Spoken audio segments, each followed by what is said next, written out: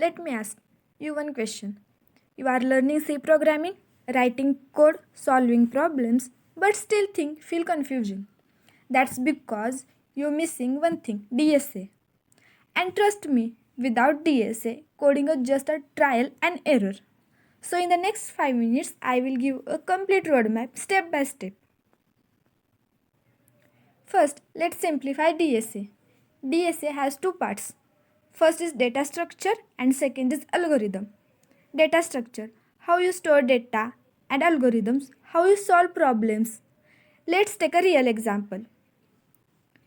If your data is not organized properly, even a simple search becomes slow.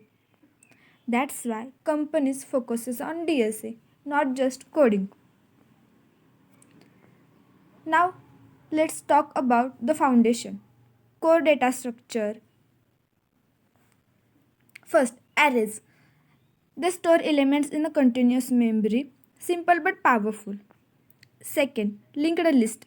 Unlike arrays, they use pointers so memory is flexible. Third, stack. It follows last in first out, like a stack of plates. Fourth, queue. First in first out, like a line at a ticket counter. If you don't understand this, everything ahead will feel difficult. Now comes to part where most students struggle, recursion. A function calling itself at first it feels confusing but is very powerful. Sorting, arranging data like bubble sort, selection sort, searching, finding elements, especially binary search, very important. These concepts are used in almost every coding problems. Once your basics are strong, move to advanced topics. Trees, used for hierarchically data like folders in your computer. Graphs, used in a real life. Google Maps, social networks. Dynamic programming. This is where real problem solving begins. It helps you optimize a solution and save time. Now listen carefully.